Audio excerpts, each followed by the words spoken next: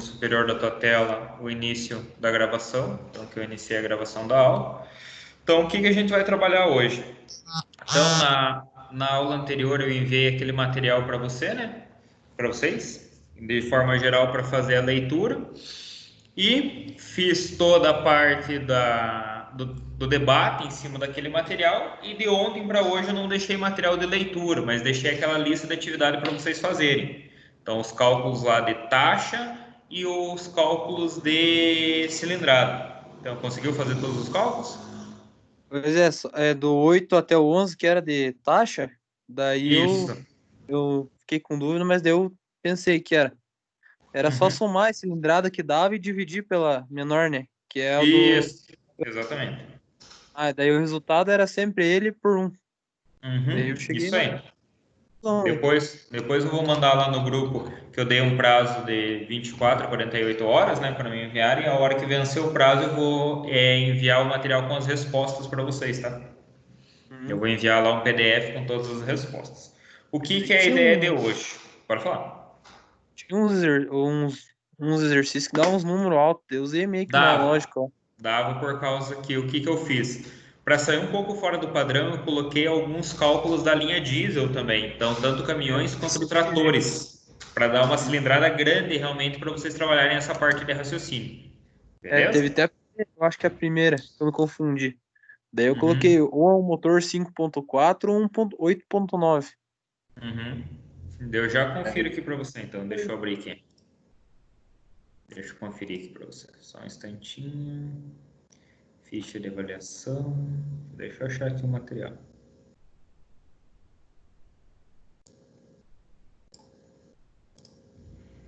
Aula 3. Aula 4 foi a aula passagem. Lista de cálculo de cilindrado. Fecharia atual não é esta.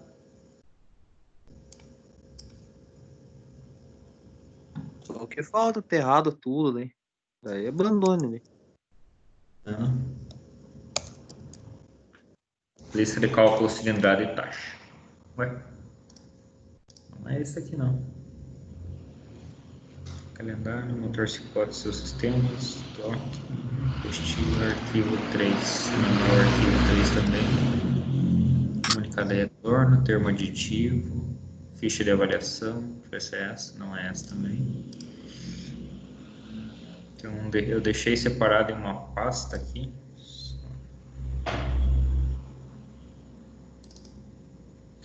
Achei. O primeiro é exercício de cilindrada, né? Isso, do 1 ao 7, tudo cilindrada. Isso. Quanto que deu a tua cilindrada individual? A unitária, daí, né, com o 5.4 que eu achei, dá Isso. 900, e o Uhum. 8.9 deu 1 litro e 480. Então, calcular cilindrada, motor de 6 cilindros, cujo pistão tem diâmetro de 8,33 centímetros, né, que vai dar lá 83,3 milímetros, e 164 milímetros de curso. Ele vai dar uma cilindrada unitária de 5.400 aproximadamente cilindradas por cilindro. Uhum. Vezes 6, né? Então, Então é o primeiro. 5.400. Uhum. Calculadora. 5.400 aproximadamente, vezes 6, ele vai dar o motor 332 litros. Então, um motor bem grande. Enorme o Beleza? tratorzinho. Uhum. Coloquei uma medida um pouquinho maior para vocês não pensarem apenas, digamos assim, por intuição, para vocês trabalharem o racional realmente. É que se judiou de mim. Mas tava lá. Podia, se sentir alguma dúvida, pode me chamar que não tem problema nenhum, tá bom? Uhum. Beleza, que mais? Então, o que a gente vai ver hoje? Hoje a gente vai trabalhar com aquele guia de estudos sobre o motor, que é aquele material que eu já enviei para vocês. Então, a gente vai trabalhar aí da página 55 a 66, a parte do bloco do motor. E vamos trabalhar da página 69 a 72, a parte de virabrequim. Também vou dar uma estudada com vocês a parte dos materiais que compõem tanto o bloco quanto o virabrequim do motor. Então, quais são os materiais que são feitos. Vamos dar uma olhadinha num vídeo da fabricação do motor Ford e vou deixar aí para vocês estudarem depois 4 vídeos. Para a próxima aula, eu vou deixar aí um material para vocês estudarem nesse final de aula, vou dar uma revisada bem rápida, que é uma revisãozinha sobre metrologia, que são em torno de 15 páginas que eu vou deixar para vocês fazerem a leitura nesse final de aula, beleza? Após a nossa vídeo. Tranquilo? Uhum. Então, beleza. Então, eu já vou compartilhar aqui a primeira tela com você. Então, vamos lá. A gente vai vir aqui no guia de estudos. Vamos dar uma olhada aí a partir da página 55. Tá enxergando bem? Tô. Deixa eu abrir aqui no celular também. Pior que tá dando erro, cara. Se é no meu celular tá dando erro. Deixa eu só abrir. Cadê o Teams? Teams.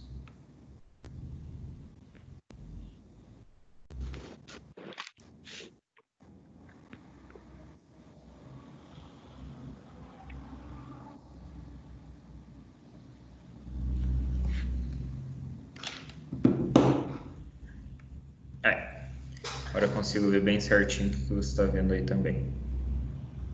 Não tem perigo de dar nenhum tipo de erro. Então vamos lá. Bloco de cilindros. Então o bloco de cilindros, Ronaldo, é o bloco do motor realmente, tá? Então ele é uma espécie de uma caixa, já vem ali o próprio nome bloco, né? Que é quem vai alocar todas as peças móveis e fixas do motor. Então o bloco do motor é quem dá muitas vezes as características principais. Por exemplo, do motor diesel, ele tem algumas características principais em parte de sincronismo. O sincronismo é feito por engrenagem, então o bloco ele é construído de uma forma diferente. O virabrequim é com curso maior, com curso menor. Então o bloco é quem permite as variações do motor. Ele limita e permite as variações ao mesmo tempo. Então, o bloco é o primeiro ponto de partida. Então, número de cilindros, primeiro ponto, quem limita isso daí é o bloco. Número de cilindros influencia a regularidade de marcha lenta do motor, porque quando se aumenta o número de cilindros, aumenta também o número de combustões por volta do virabrequim. Aquilo que a gente já tinha visto nos 4 tempos do motor. Motor 4 cilindros, tem explosão a cada quantos graus? Ele dá 180? Isso, a cada 180. Motor 6 cilindros, a cada 120. E motor 8 cilindros, V8, de praxe, né? A cada 90 graus. Então, quanto maior o número de cilindros, se diminui o tempo onde não gera energia, né? Período de tempo morto, digamos assim, intercala com os períodos de combustão do motor. O que acontece? Isso faz com que o motor fique mais estável, pois eu tenho, digamos assim, uma menor diferença entre momentos que ocorrem e momentos que não ocorrem a combustão. Então, isso é algo importante. Bloco de cilindro compõe o chassi do motor e é habitualmente fundido. Hoje em dia a gente já tem bloco em alumínio fundido, mas se a gente for pegar aí década de 60, 70, 80, a grande maioria dos motores eram feitos de ferro fundido. Tanto bloco quanto cabeçote. A partir da década de 90, o cabeçote já passou a ser 100% alumínio fundido, na grande maioria dos veículos. Não em geral, mas na grande maioria. Mas o bloco de alumínio ainda se perdurou por bastante tempo, exceto os veículos importados para o Brasil, mas veículos nacionais ainda utilizavam bloco de ferro fundido. Linha diesel, semi-pesada e pesada, utilizam blocos de ferro fundido. Resistência e baixo custo de fabricação. Então, são pontos que são relevantes para ser utilizado o bloco em ferro fundido. Passou o processo de fundição. Conhece o processo de fundição, Ronaldo? Agora de memória, não. Processo de fundição, você vai pegar lá um tarugo, você vai pegar um bloco de uma liga metálica, né? Vai derreter isso daí, vai aquecer até a temperatura de fundição e ele vai ficar líquido. E a partir disso daí você vai colocar ele no molde. Esse molde pode ser um molde de gesso, um molde de areia, um molde de barro, ou até um molde metálico, que tem ali um coeficiente térmico, né? Tem um ponto de fundição mais elevado que o material derretido, e nele que vai dar o formato da peça que você quer fazer. Então, a grande maioria dos blocos é feito ainda por fundição. Já temos blocos que são usinados. O que seriam blocos usinados? Você tem lá um bloco de metal, de alumínio, de aço, de ferro, de 2x2, vamos supor. E tem uma fresa, um torno, e ele vai ser trabalhado em vários eixos, de forma que ele vai ser totalmente usinado. Você não tem uma peça fundida, você pega um bloco e usina esse bloco, um bloco metálico, né, e coloca ele em formato de um bloco de motor. Então são as duas formas também que a gente tem. Vamos lá. A utilização do ferro fundido cinza, que é o ferro fundido utilizado, tem muitas vantagens. Por exemplo, baixo custo, boa estabilidade geométrica, então ele não expande e ele não empena facilmente em temperaturas e pressões elevadas, que são os pontos que mais são abordados no motor, né? É o que o motor tem mais impacto em relação à pressão e temperatura. Tem um bom desempenho em relação à resistência a peso. Acabamento liso e desgaste uniforme, que preserva a estanqueidade e assegura a transferência de calor. Boa capacidade de absorver vibrações. Por que eu não faço um bloco de aço? Porque o aço tem baixa ductilidade, ou seja, ele não se deforma. Se eu tivesse um bloco de aço e tivesse um coxinho de motor estourado, uma rua esburacada, eu teria uma rachadura no bloco, com quase toda certeza, se isso perdurasse por muito tempo. Resistência à corrosão e usinabilidade, ou seja, ele tem uma usinagem fácil, diferente de um aço. Nessas ligas, geralmente são colocadas uma pequena quantidade de níquel e molibdênio ou de cromo, que é um dos casos do motor do Fusca, por exemplo. O bloco do Fusca é um bloco que tem uma porcentagem grande de níquel e molibdênio. Então, por isso que ele é um materialzinho um pouquinho diferente. Os blocos de alumínio também têm vantagens. Quais seriam as vantagens? Ele tem um coeficiente de transmissão térmica maior, né? Então, o que acontece? Ele aquece mais rapidamente, porém ele refrigera mais rapidamente. Então, é um motor que tem baixa probabilidade de ferver. E é um motor muito mais leve, porque a densidade do alumínio é muito menor que a densidade do ferro fundido. Um exemplo disso: pegue uma barra de alumínio crua e pegue uma barra de ferro fundido. A barra de ferro fundido muitas vezes pesa ali 30% a mais do que a barra de alumínio. Beleza? Olha lá. Aí eu tenho uma vista em corte, onde eu tenho o bloco, o cilindro e o pistão.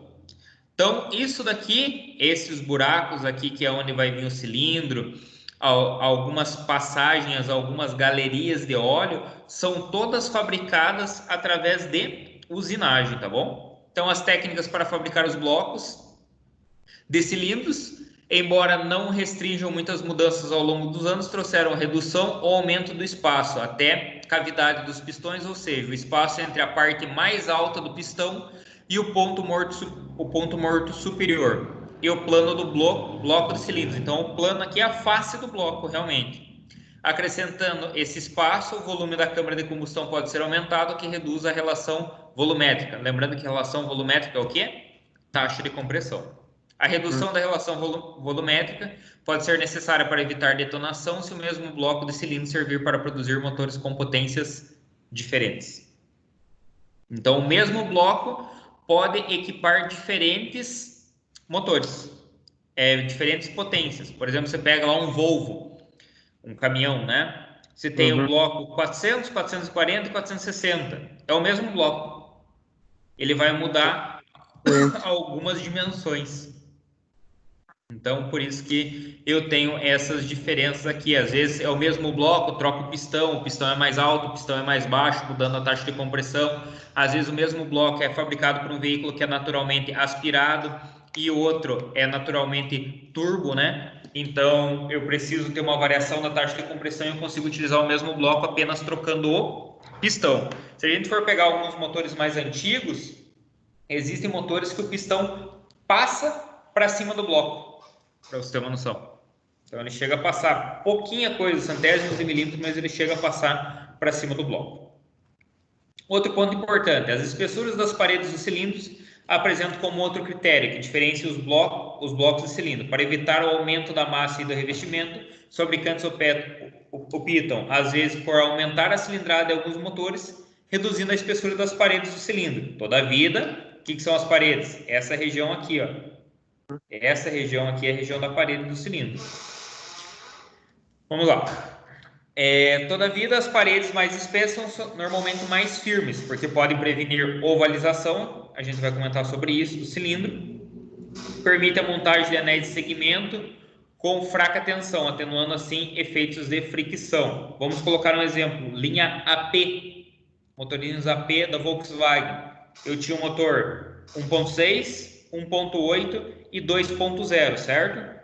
Os três utilizavam, a grosso modo, basicamente o mesmo bloco. O que acontecia? Era usinado mais o cilindro. Então o cilindro era mais usinado. Então eu pegava o motor 1.6, usinava mais alguns milímetros. Eu tinha o motor 1.8. Usinava mais alguns milímetros, eu tinha o motor 2.0.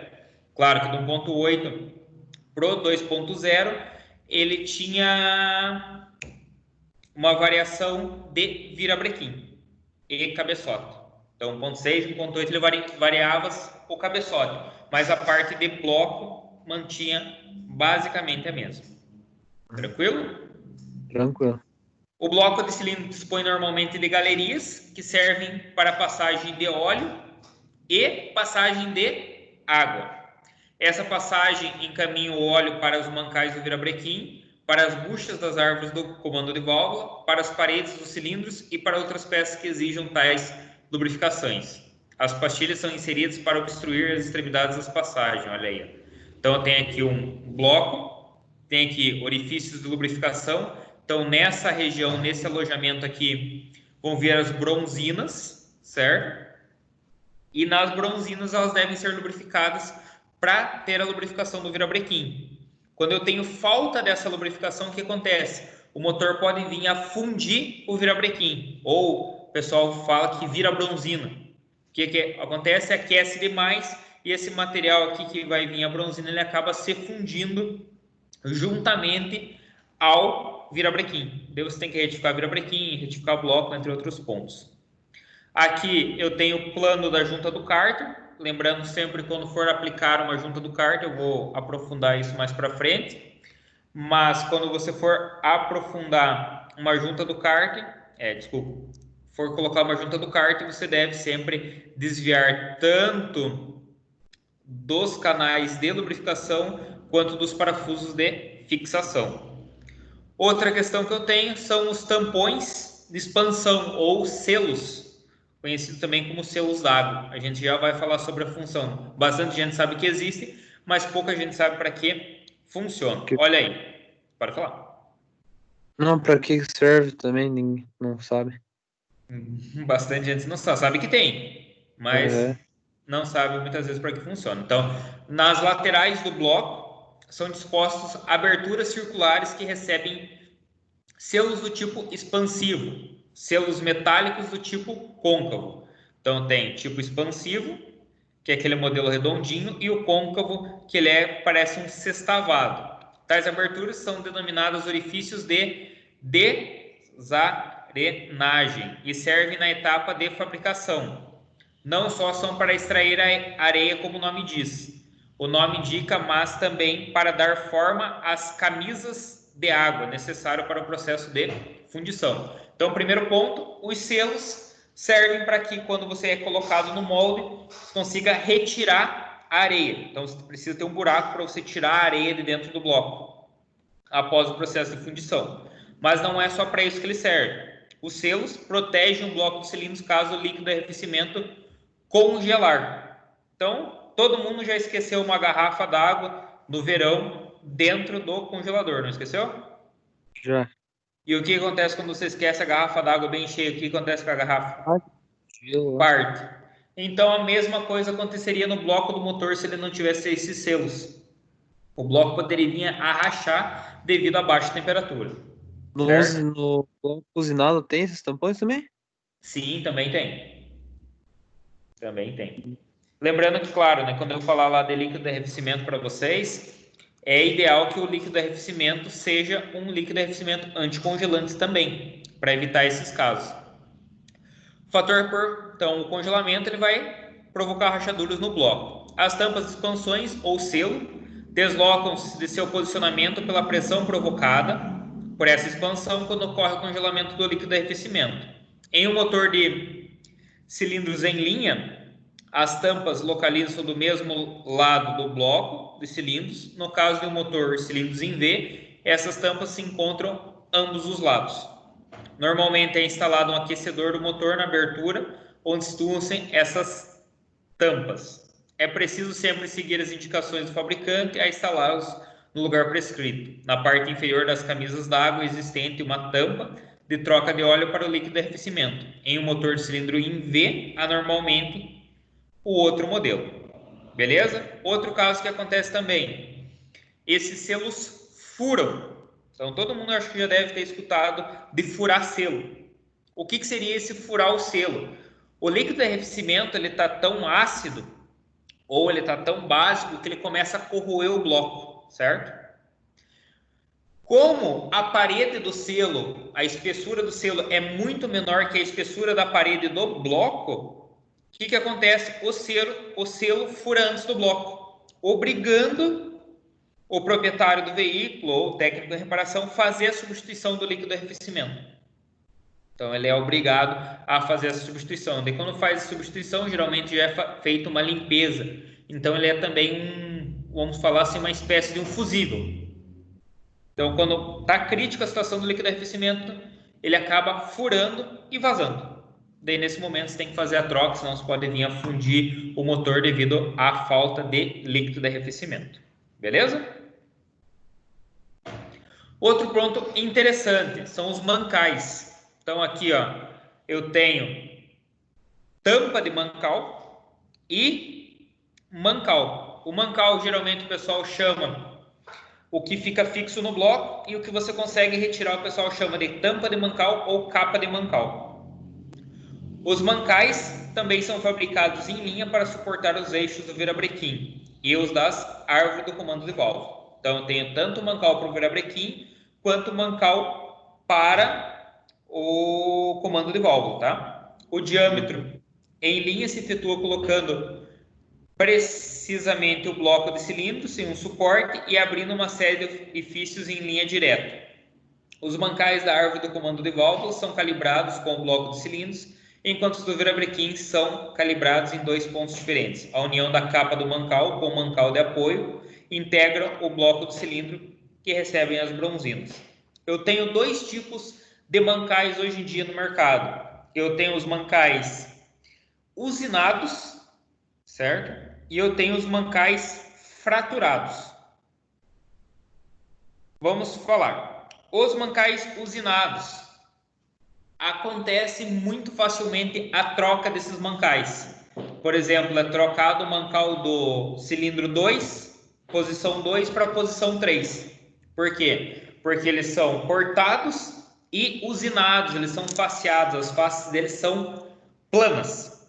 No caso do fraturado, o que acontece?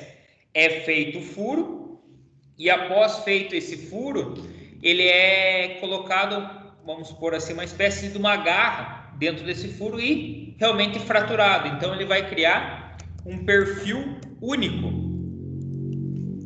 Ele vai criar um perfil único no sistema e, desta forma, ele só vai servir aquele conjunto, aquela capa de mancal para aquele mancal específico. Uhum. Beleza? Então tem que tomar bastante cuidado, prestar bem atenção, fazer a marcação no momento da desmontagem, para que não ocorra uma troca no momento da montagem e pode vir a prender o motor ou o motor vir entrar em funcionamento e já quebrar. No usinado não tem problema inverter, né? Tem também. Tem também? Uhum. Tem também. Então tem que tomar bastante cuidado. O ideal é sempre manter os pares, porque você só vai fazer a substituição depois que ele já tem um desgaste prévio. E esse desgaste não tem como peças que trabalham em posições diferentes terem necessariamente o mesmo desgaste, certo? Então pode sim vir a ocorrer essa troca e o motor vir a prender. E é um caso que a gente vai simular na prática. Então na prática a gente vai inverter uma capa e uma ou duas capas e vai ser perceptível que o motor, no momento que você aplica o torque adequado, né? Que seria o torque especificado pelo fabricante, ou às vezes até metade do torque, ou o motor vem a travar. Uhum. Beleza. Vamos continuar lá. Então vamos lá. Os mancais devem estar perfeitamente alinhados, já que o menor desalinhamento causará uma deformação no virabrequim, ou conhecido também como empenamento no virabrequim. O fato da usinagem em linha ser efetuado com capas dos mancais do virabrequim exige sempre que eles estejam montados em sua posição de origem, posição encontrada quando foram fabricados. Por isso são marcados. Então vamos por aqui, ó, tem 1, 2, 3, 4, 5, 6, 7. Uhum. Esse daqui tem a sua capa e é designado apenas para essa capa. Não pode ser feito a troca, beleza? Olha lá, ó, linha de centro dos mancais de um bloco de cilindro deformada. Olha como muda aqui, ó. A linha de centro Química que mexe ali já empena tudo. não, não deformado, né? Então aqui é adequado e ó, o deformado aqui. Perceba que ele tem uma espécie de uma barriga, fazendo com que o motor venha a ter dificuldades de funcionamento se for ocorrer a troca dessas cápsulas, ele vinha a travar. Uhum. Ó, com o objetivo de desenvolver uma peça que ofereça mais rigidez em sua estrutura de montagem, as capas de mancais do virabrequim de alguns motores são fixadas no bloco por 4 parafusos, dispostos 2 a 2 perpendicularmente. Hoje em dia, a gente não encontra tanto isso, tá? Geralmente são apenas 2 parafusos, esses 2 parafusos superiores aqui, beleza? Uhum. É mais carro antigo, então, que acha os 4 São parafusos. mais os importados, para ser bem sincero. Mas a grande Uhum. maioria, se a gente for pegar hoje no mercado, são apenas ainda 2 parafusos. A outra parte do bloco de cilindro, a loja de cilindros calibrados diretamente no bloco ou prensados. Tipos de cilindro. Então, no mercado, em relação àquela parte do bloco, parte dos selos, parte dos mancais, tranquilo? Tranquilo. Então, os tipos de cilindro. Então, qual é a função do cilindro? O cilindro tem a função de guiar o pistão, não apenas para orientar seus cursos ascendente e descendente, mas também para manter um leve filme de óleo na sua parede, a fim de lubrificar o pistão e absorver o calor do pistão após transmitir o mesmo calor ao líquido de arrefecimento. Então, essa aí é a função do cilindro, beleza? Então, por isso que no pistão eu tenho lá o anel raspador.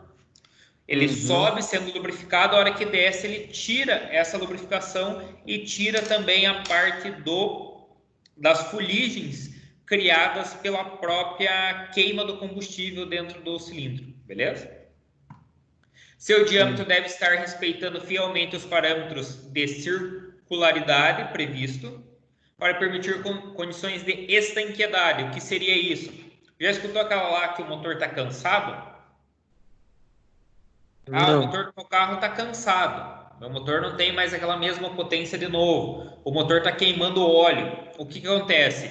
De tanto o pistão subir e descer, subir e descer, subir e descer, o que acontece? Ele vai acabar desgastando o cilindro e o cilindro vai acabar desgastando os anéis.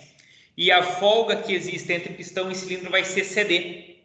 E nesse momento, a compressão, aquela pressão da expansão que deveria ser impulsionada para a cabeça do pistão, ela também vai ser impulsionada pelas laterais do pistão, descendo para o bloco do motor. É nesse momento que você pega o carro, tira a tampa de abastecimento de óleo, do bocal de óleo, e aquele motor que está soprando pelo bocal de óleo. Porque a pressão está descendo para o cárter e subindo através dos canais de lubrificação e saindo lá no respiro do motor, que a gente chama de blue by, ou saindo pela tampa de abastecimento de óleo quando você retira ela. Beleza? Mas deve existir uma folga, tá? Não pode ser muito justo, por quê? Porque o cilindro, quando ele aquecer, ele vai expandir. E quando ele expandir, ele não pode vir a prender nas laterais do cilindro, senão o motor vai vir a fundir também. Tenho dois tipos de bloco. Blocos com cilindros encamisados e não encamisados. O que seriam os não encamisados? Em blocos de cilindro não encamisado, o bloco é fundido em uma só peça. Após essa etapa de fabricação, o cilindro é retificado de tal forma que se ajuste ao seu diâmetro exato. O que acontece isso daí? Vamos imaginar que você pega o bloco e faz um furo no bloco. E esse furo que você fizer, essas paredes que você fizer nesse furo, vai ser o cilindro. Nos blocos com camisa, o que acontece? Você faz esse furo, mas dentro desse furo você vai colocar uma espécie de um tubo. E esse tubo vai ser o cilindro. É bem comum encontrar esse tipo de modelo aqui encamisado no sistema de linha diesel, certo? Linha diesel, a grande maioria pesado aí trabalha dessa forma.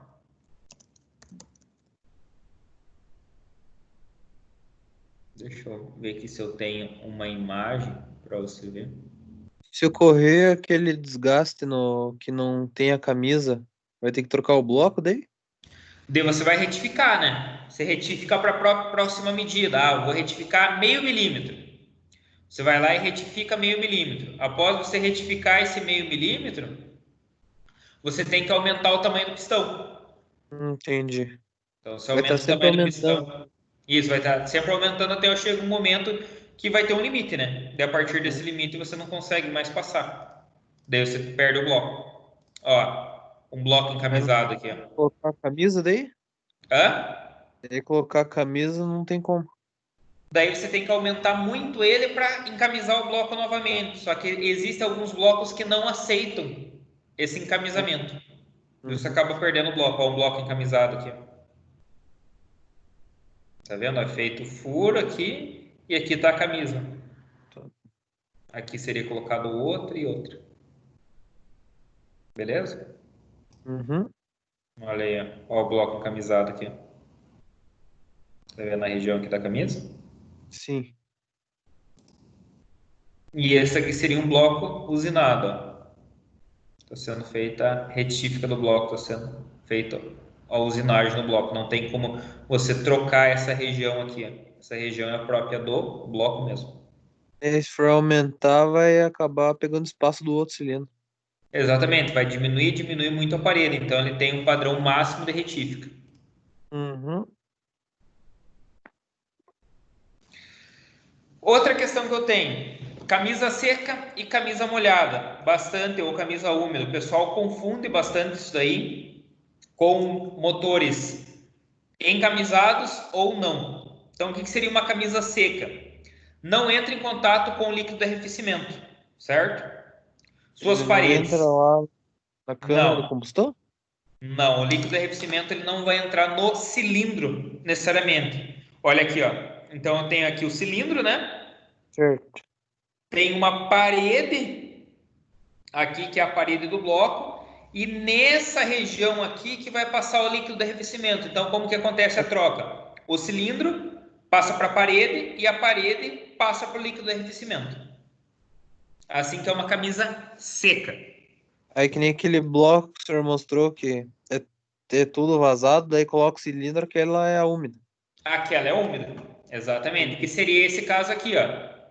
Olha lá. Então, você tem aqui a camisa do cilindro, ela vai estar em contato direto com o líquido de arrefecimento. Uhum. Certo? Daí, Entendi. quando ela é encamisada, né, ela tem os alojamentos de vedação, tem os anéis de vedação para que não vaze compressão e tudo mais. Beleza? Beleza. As camisas úmidas são geralmente presentes em motores diesel, tá? É importante ressaltar isso daí. Então, vamos lá. Desgaste dos cilindros. cilindros são calibrados respeitando um diâmetro exato por toda a sua extensão. Todavia, como um cilindro serve de guia para o deslocamento do pistão, ele se desgasta, mesmo que submetido a um eficiente processo de lubrificação. Tanto a pressão que os anéis de segmento exercem sobre a parede do cilindro, quanto a lavagem dos cilindros pelo combustível, comprometem a qualidade da lubrificação. Para entender bem os efeitos de desgaste do cilindro, é preciso estudar a resultante das forças produzidas durante o funcionamento. Então, vamos lá. Veja lá, já deve ter, não sei se você já escutou que o pessoal fala que o pistão bate saia. Ah, tá batendo saia de pistão. Andando, né, no cilindro. Isso. Essa região aqui, ó, essa região inferior aqui, ó, tá vendo aqui? Essa região é a parte de baixo do pistão, que o pessoal chama de saia do pistão. Essa região, ela bate no cilindro. Então, essa batida que vai acontecendo, ele vai acabar degradando o cilindro. E essa degradação vai criando folga, que vai resultar naquele motor, entre aspas, cansado. Porque a biela, ela sobe e desce de maneira com um ângulo, né? Então, ela sobe e desce com um determinado ângulo. Quando ela sobe e desce com esse ângulo, ela tende a ir mais para um lado ou mais para o outro lado. Com isso, ocorre o desgaste em ambas as laterais. Olha lá, ó. Eixo virabrequim, ó a zona de desgaste aqui, ó. Percebam que é bem, o eixo virabrequim está aqui, o pistão sobe e desce, pistão sobe e desce. Olha o que vai acontecendo com o cilindro. O cilindro vai ovalizando. Como que eu constato essa ovalização? Através do súbito. Então, vou pegar o súbito, vou medir aqui eixo A. No eixo A eu encontrei 80 milímetros, redondo. No eixo B, eu encontrei 80 milímetros, ponto 5. Então, ele está 5 décimos de milímetro ovalizado. Professor, é o suficiente para condenar o motor para precisar fazer uma retífica ou reencamisar, trocar as camisas? Não sei dizer para você, Ronaldo. Sabe por quê? Porque cada motor tem a sua limitação específica de folga, pistão cilindro, ovalização e conicidade. Então, cada motor tem essas medidas pré-definidas, esses limites que podem acontecer. Então, às vezes, para um motor, 5 décimos seja o suficiente para fazer a substituição, enquanto para outro motor não seja. Então, tem que tomar bastante cuidado nessas questões. Vamos lá. Outra questão. A pressão de combustão também é responsável pelo desgaste, porque pressão vai acabar tentando ocasionar alguma deformação, né? Ela atua sobre todo o curso do pistão. Essa pressão atinge um grau máximo no início do tempo de combustão. O desgaste na figura 54, então é essa figura aqui, ó, é proporcionado à pressão que é exercida sobre o seu aparelho. Como essa pressão diminui à medida que o pistão desce pelo cilindro, o desgaste é maior na parte superior do cilindro do que na parte inferior, formando uma saliência chamada como colarinho ou calo. Então, olha lá, eu tenho uma pressão... Nossa, tá piscando a tela. Eu tenho uma pressão maior nessa região superior aqui, ó. Então, eu tenho ali 1.400 quilopascais, enquanto lá no final do cilindro eu vou ter 225 quilopascais. Então, vejo com uma pressão ali basicamente 7 vezes menor. Então, nessa região aqui, ó, nessa região vai ser aonde eu vou ter um diâmetro maior. E essa região aqui eu vou ter um diâmetro menor. Por que é maior esse diâmetro? Devido à pressão ser maior. Então, ó, lá na parte superior eu tinha 93,599 milímetros. Na parte inferior eu tenho o mesmo 93, porém 0,421 milímetros. Eu tenho uma conicidade de 0,178. Então, eu tenho 178 centésimos de conicidade. Então, pense num cone. ele está inferior embaixo e maior em cima. Então, a parte inferior é mais estreita e a parte superior é mais expandida, digamos assim, que a gente chama de conicidade. Essa conicidade também existe um limite. Aonde que eu vou ver esse limite? No manual de reparação do veículo. Beleza? Uhum. Alguma dúvida em relação a isso? A princípio, não. Não, ó, o cilindro se desgasta de duas formas, da esquerda para a direita, que ocorre a ovalização devido à batida de saia, e de cima para baixo, o que ocasiona a sua forma côncava, ou a conicidade. O curso dos anéis de segmento não atinge a parte inferior do cilindro. Esse fato justifica o aumento da diferença de desgaste em relação à parte superior. Muito mais pressionada e, por isso, muito mais desgastada. O cilindro se desgasta, como se pode verificar, de maneira bastante irregular, fazendo necessária uma inspeção precisa para determinar o seu estado. Olha lá, ó. Parte do cilindro não atingida pelos anéis. Então, a parte inferior. Olha como que acontece aqui, ó. Rebarba do cilindro, curso dos anéis, é onde os anéis vão encostar na parede do cilindro. Desgaste máximo porque chega os anéis e eu tenho muita pressão. Desgaste médio, chega os anéis, porém eu tenho pouca pressão. E desgaste mínimo, não chega os anéis e eu tenho baixíssima pressão. Claro que essa baixíssima pressão é em relação aqui ao desgaste máximo. Então percebam aqui que eu tenho, ó, uma espécie de um cone. Beleza? Uhum. Mas a olho nu não tem como ver essa diferença. É muito difícil você ver essa diferença a olho nu. A não ser que seja algo extremamente expressivo e o motor já tenha até prendido no caso desse. Ou esteja muito, muito, muito cansado mesmo. Caso Tem inverta, prende o motor também? se inverter pistão? Se inverter a camisa. O diâmetro menor e ficar em cima. Não tem como. Não tem como. Ela só tem uma posição de montagem. Porque que nessa parte superior é como se ela tivesse um colarinho para fazer o encaixe. Uhum. Sabe aquela rebarbinha que fica na tampa da garrafa? Sei. Então, sabe que ela tem aquela parte mais maiorzinha assim na tampa da garrafa? Deixa eu ver aqui, eu Uhum. tô com uma garrafa que eu te mostro. Ó, essa região aqui, tá vendo? Tô vendo nada. Não? Não tá vendo a minha câmera? Não. E agora? Não, só o bonequinho azul só.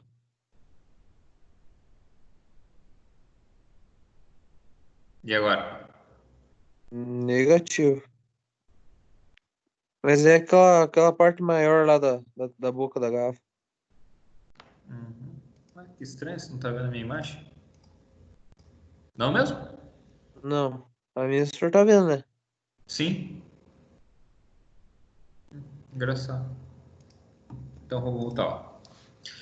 Então é como se ela tivesse essa região maior ali da tampa da garrafa, aquele colarinho da garrafa para encaixar sobre o bloco. Daí ele Uhum. não tem como você inverter.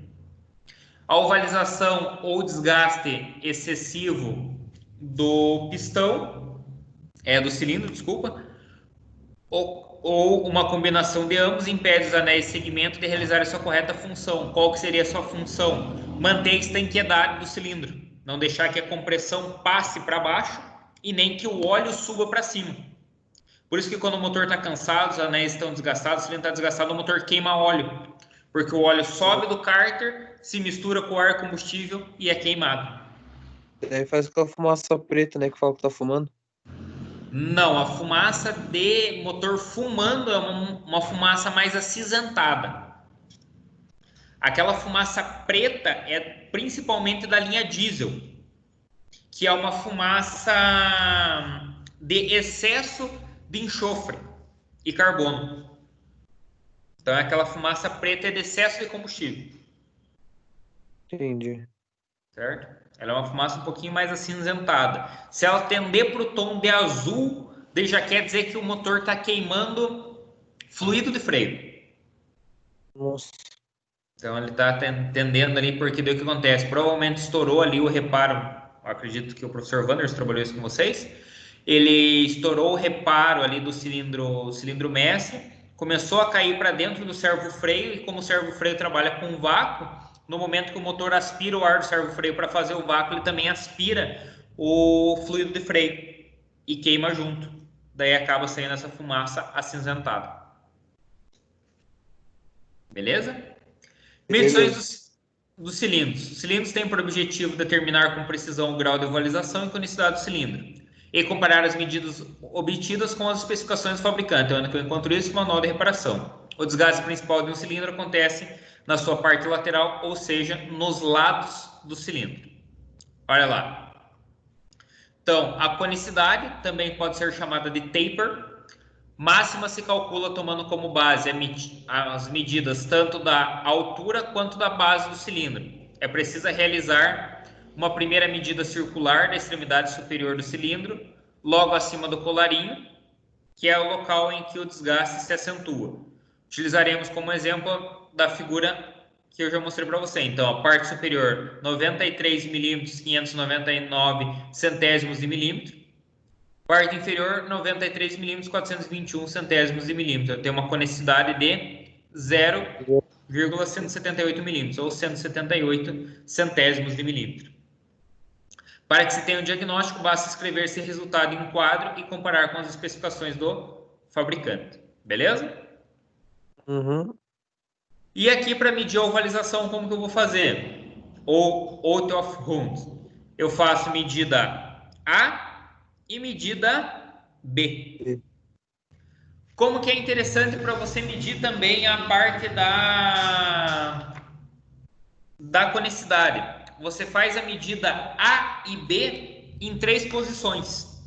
Daí você consegue tirar do cilindro ovalização e conicidade, certo?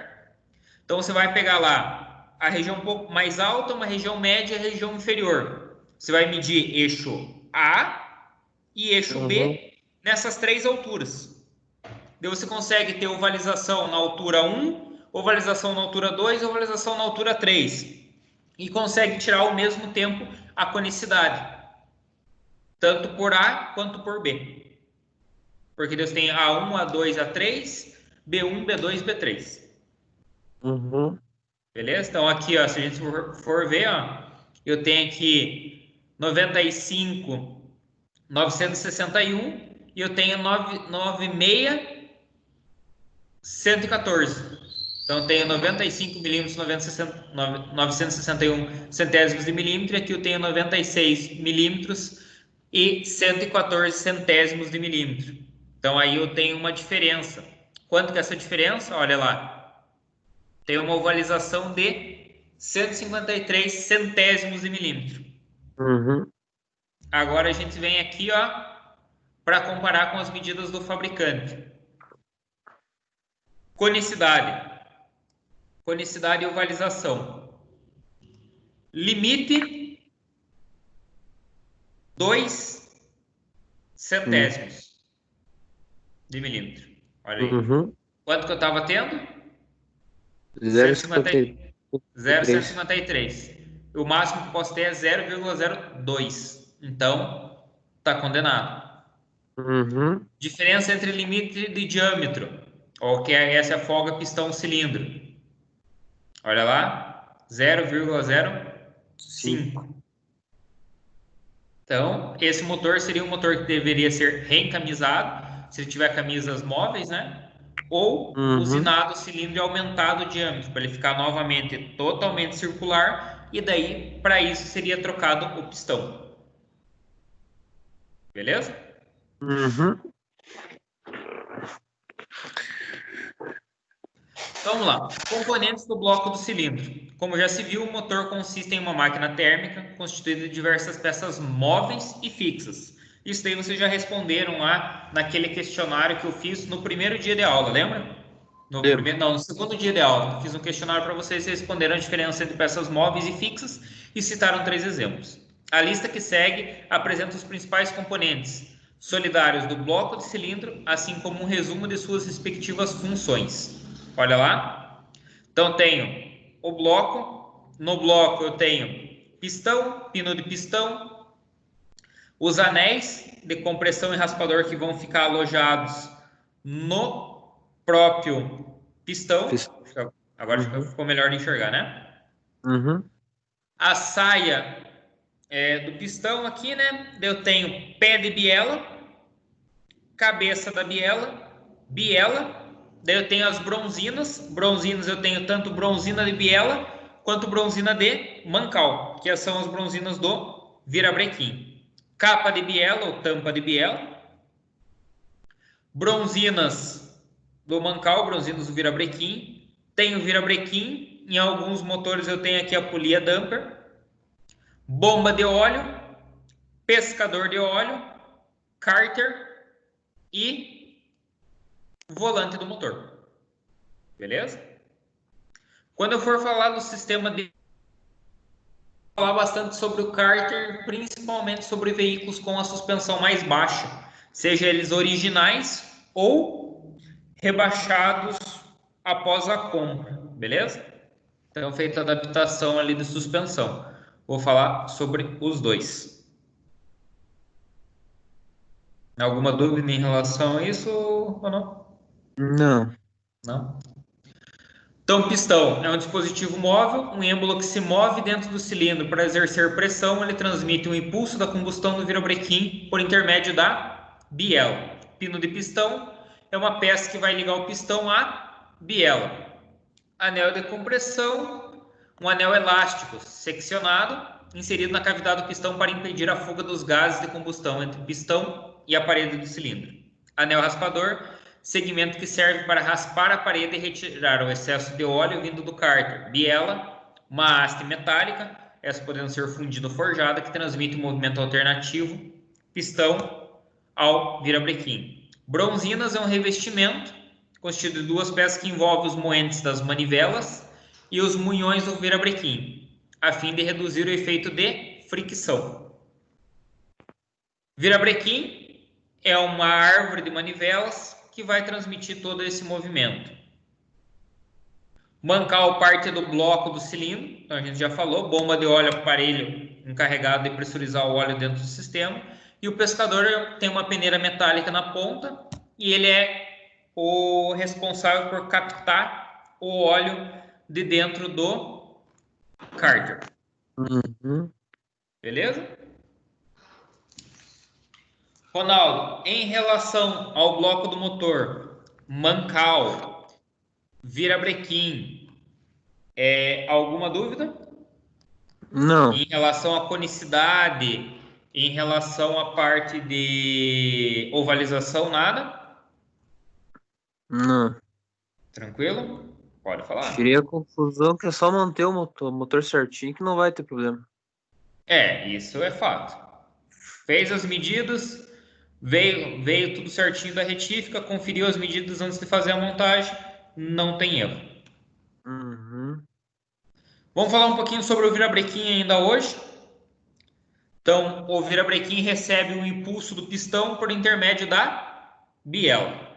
Ele transforma um movimento que era retilíneo alternado, né, do pistão em um movimento rotativo. Executa essa conversão pelo movimento das manivelas, que a árvore central coordena. Essas manivelas devem girar em volta do eixo central até completar uma volta. Elas devem subir em níveis mais elevados e descer em níveis mais baixos. Então, é ela que permite que ocorra o PMS e ocorra o PMI. Tranquilo? Além de fornecer energia necessária para o deslocamento do automóvel, o virabrequim comanda também a árvore do comando de válvulas, bomba de óleo, distribuidor, bomba d'água, alternador e diversos outros acessórios. Então, quando o pessoal fala que vai colocar o motor no ponto, o que seria colocar o motor no ponto? É ajustar o ponto do virabrequim entre PMS e PMI com o comando de válvulas e com o distribuidor, para que os 4 tempos do motor ocorram da forma certa. Hora que o pistão descer, a válvula de admissão abrir e a de escape ficar fechada. Hora que o pistão subir no segundo tempo de compressão, as duas válvulas estarem fechadas. Hora que chegar no final do segundo tempo, as válvulas se manterem fechadas e o distribuidor mandar a centelha para o cilindro correto. O pistão desce, a hora que o pistão está quase chegando no PMI, a válvula de escape abre e a hora que ele está subindo, a válvula de escape continua aberta para que todos os gases sejam expulsos. Isso que é colocar no ponto o motor, tá? É fazer o sincronismo correto entre eles. Os virabrequins são fabricados em aço forjado e aço fundido. Eles são submetidos a um tratamento térmico que os torna mais resistentes ao desgaste e dá uma certa flexão à torção, porque ele recebe ali muito impacto, né, da explosão do cilindro, da explosão da combustão, então ele tem que ter uma certa torção. Seguindo de refinado acabamento mediante a retífica, lixadeira e polimento, de acordo com as dimensões precisas requisitadas. Denomina-se moentes e munhões as superfícies do virabrequim acabadas desta maneira. Então tem aqui, ó. Outra coisa bem interessante que eu tenho um equilíbrio no virabrequim. Esse equilíbrio são chamados de contrapeso. Os antigos chamavam isso daí também de facão do virabrequim, certo? Então ele também era chamado de facão do virabrequim. Então, ó, para balancear os virabrequins, fixam-se contrapesos nas manivelas opostas aos munhões. Esses contrapesos integram o virabrequim. Raramente eles são parafusados. O virabrequim deve estar perfeitamente balanceado, uma vez que vibrações fazem curvar e entortar e pode vir até a quebrar o virabrequim, tá? O volante do motor e o platô de embreagem são normalmente balanceados conjuntamente com o virabrequim e recebem marcas de referência para montagem. Então, isso daí de parte de volante, a parte de embreagem, a gente vai falar lá para frente na parte de transmissão. Volante eu ainda vou citar aqui, mas daí a parte de embreagem eu vou falar lá em transmissão. Então, o que a gente tem aqui, ó? As principais partes dos virabrequins são os munhões, certo? Os munhões vão presos nos mancais. E eu tenho os moentes, que é onde vai preso as bielas, beleza? Uhum. Olha lá, ó, moente individual separado, moente comum não separado, ó, com duas bielas. Então, o ideal seria ele separado, né? Que a gente vê mais hoje em dia. E aqui a gente também está falando um pouquinho sobre o volante do motor. O volante do motor, ele fica geralmente na parte traseira do motor e é aparafusado por uma série de parafusos, 4, 6, 8 parafusos, ou às vezes por uma porca, num caso ali de uma linha um motor a ar, um motor boxer, tá? O volante do motor compõe-se de um disco pesado, rígido, então estruturado em ferro fundido, na maioria dos casos fixado na extremidade traseira do virabrequim. Ele regula o movimento do torque do motor entre os impulsos motrizes, uma vez que tudo que gira tende a continuar girando sob o efeito da força da inércia.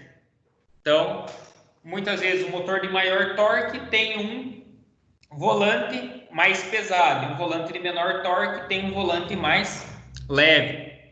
Em torno do volante existe uma cremalheira. Então, a cremalheira é aquele círculo dentado que tem um motor de partida. Então, o motor de partida ele gira o motor através do volante. Por isso que ele fica ficcionado ali na parte traseira. Porque os dentes ali do motor de partida vai pegar nessa parte da cremalheira e vai fazer o motor girar, para o motor poder entrar em funcionamento. Beleza? Alguma dúvida em relação a isso?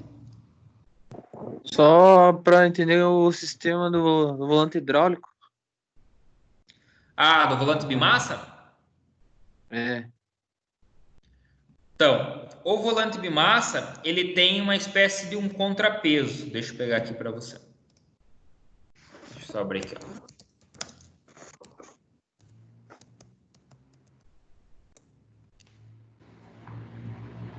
Deixa eu só abrir ele aqui.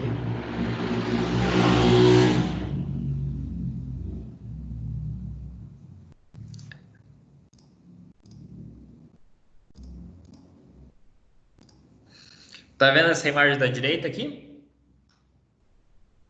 Sim. Então, esse daqui é um volante bimácio. O que acontece? Ele é aparafusado da mesma forma no virabrequim, certo? Porém, Uhum. dentro dele, ele tem um conjunto de molas, certo? Certo. E nessa segunda face aqui é aplicada a embreagem. O que acontece com o volante bimassa? Ele vai absorver o impacto da embreagem. No momento que a embreagem embreia, onde que ela entra em contato com o volante do motor, em vez dela dar um tranco forte, o que acontece? Essas molas elas se comprimem e no momento que já passou o tranco, ela volta à posição original. Ela volta à posição original. Então essa que é a função do volante bimassa, ele absorve o impacto do, do acoplamento da embreagem ao volante. Seria isso? Uhum. Uhum. Beleza, então. Mas deixa eu só abrir um outro PDF aqui para você. Então já falamos aí sobre a parte do bloco do motor. Virabrequim. Falamos sobre o virabrequim. Agora eu vou falar um pouquinho sobre o material do bloco. Deixa eu só abrir aqui.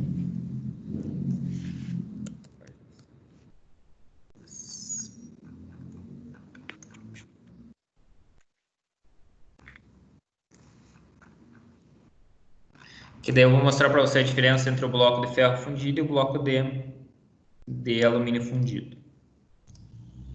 Olha lá. Então aqui eu tenho um bloco de ferro fundido. Tá vendo aqui? Uhum. Bloco de ferro fundido. E aqui eu tenho um bloco de alumínio fundido. Olha a diferença. Bem mais bonito. Ele tem uma diferença até na cor, né? Qual que é a vantagem do Hum. alumínio? O ferro, né? Ele enferruja. Então ele oxida e cria ferrugem. O alumínio, ele cria um óxido e esse óxido ele também serve como proteção para o próprio alumínio. Então ele demora muito mais tempo para degradar do que o ferro fundido. Então ele é muito mais Uhum. resistente até quando você tem um líquido de arrefecimento inadequado no sistema.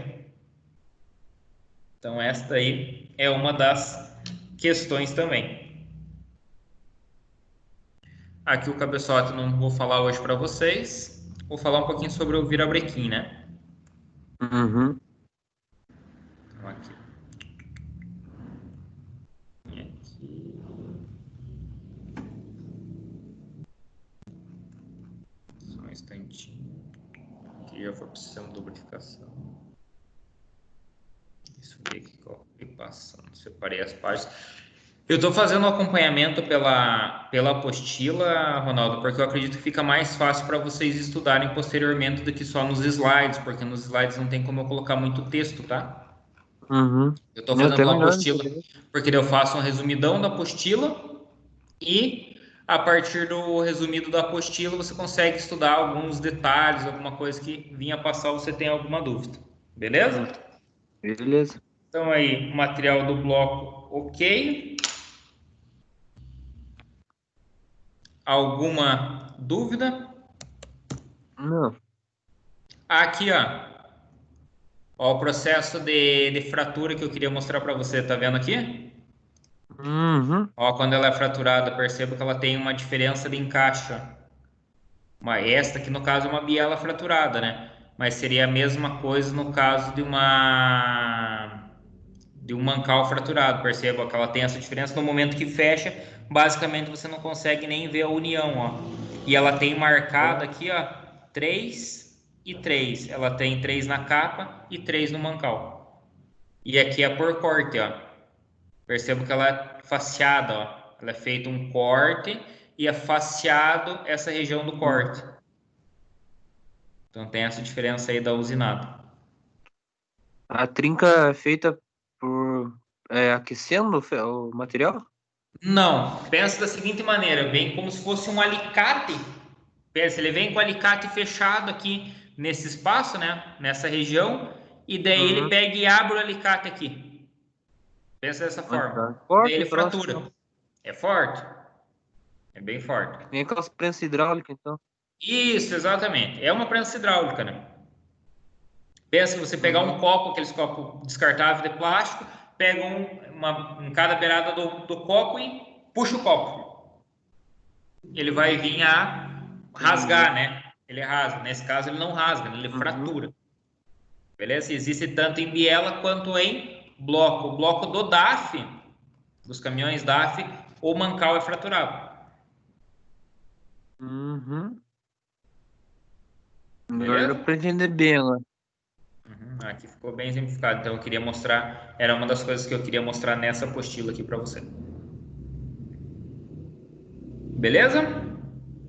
Uhum. Vou colocar um vídeo para você aqui agora. É um vídeo, o vídeo está direto no YouTube mesmo, mas é um vídeo bem interessante.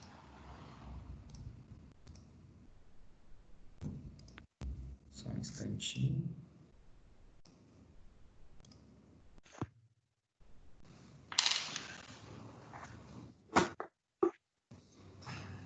Vou duplicar a tela aqui para você. Aqui, ó, também fica melhor de você visualizar. Olha lá a camisa úmida e a camisa seca.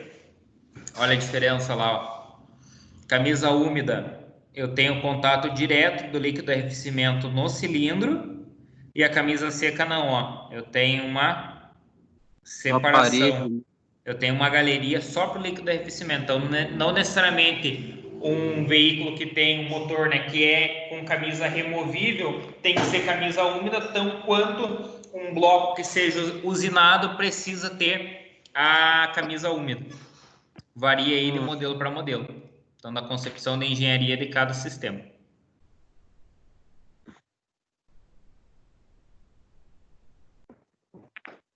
Não é esse, é esse daqui. Abriu o vídeo aí para você? É, apareceu a página. Uhum. Deixa eu só colocar o som aqui que ele estava sem som. Beleza. Vou abrir aqui, ó. Beleza, é um videozinho curto, ele tem 4 minutos e 25, mas é um vídeo bem interessante para você entender como que funciona ali uma fábrica de motor para ter uma noção de como que é essa parte da usinagem. Coisas de Hum. agora. Apoio Qualquer dúvida, eu tô DJ. aqui. Tecnologia em eventos.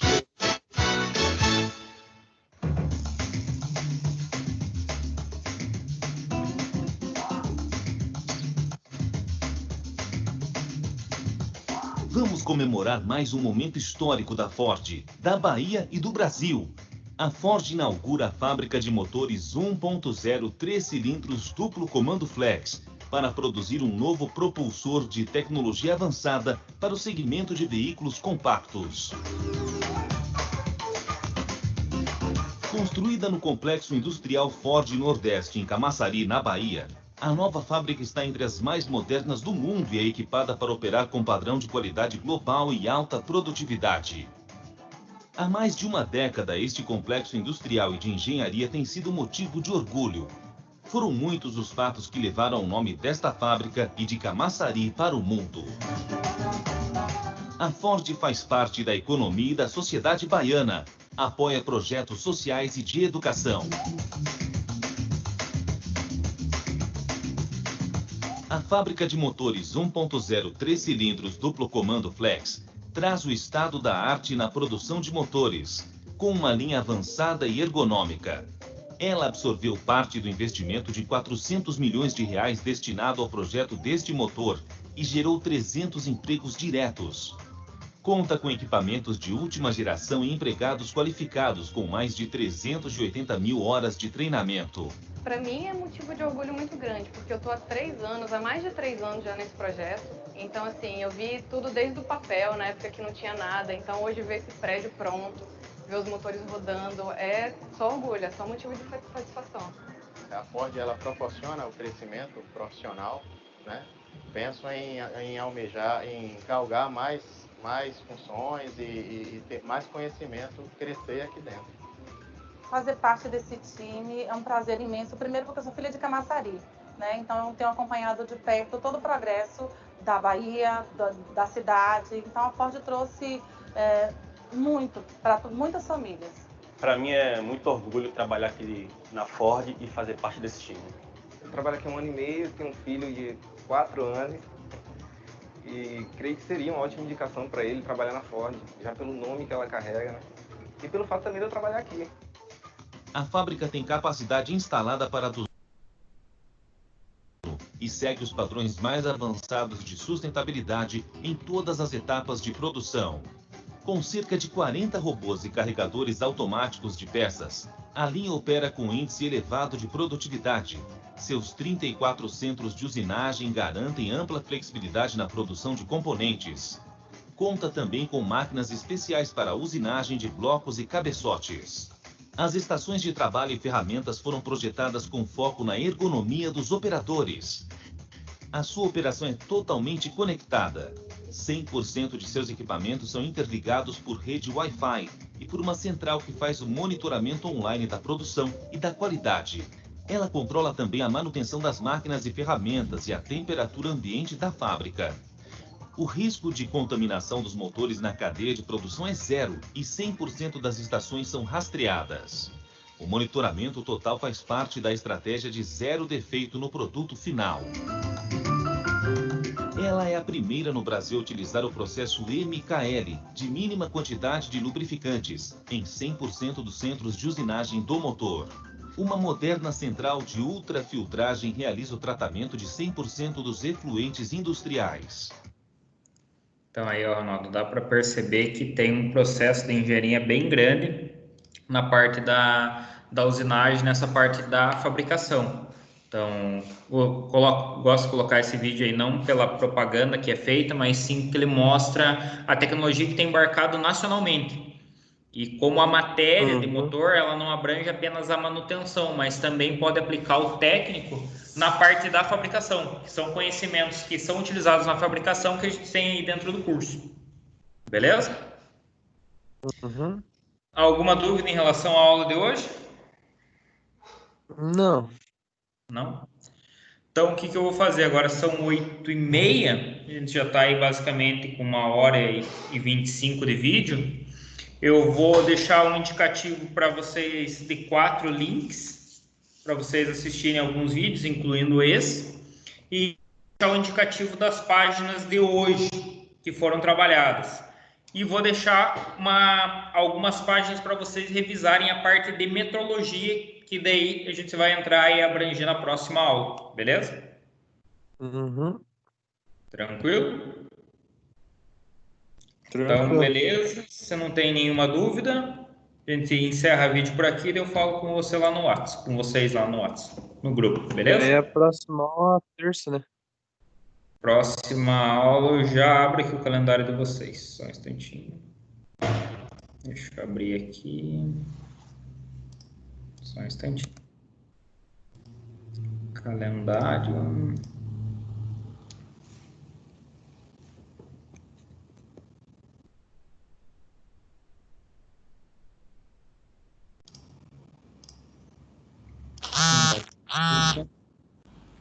Hoje é dia 17, né? Isso.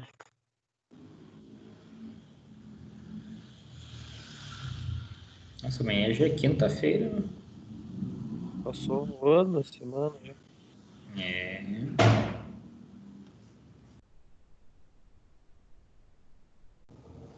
Nossa próxima aula é segunda-feira com sistemas eletrônicos, né? E daí na próxima terça e quarta novamente com motores. Já estamos indo aí para nossa sexta aula. Hoje foi a quinta aula, estamos indo para a sexta aula. Beleza?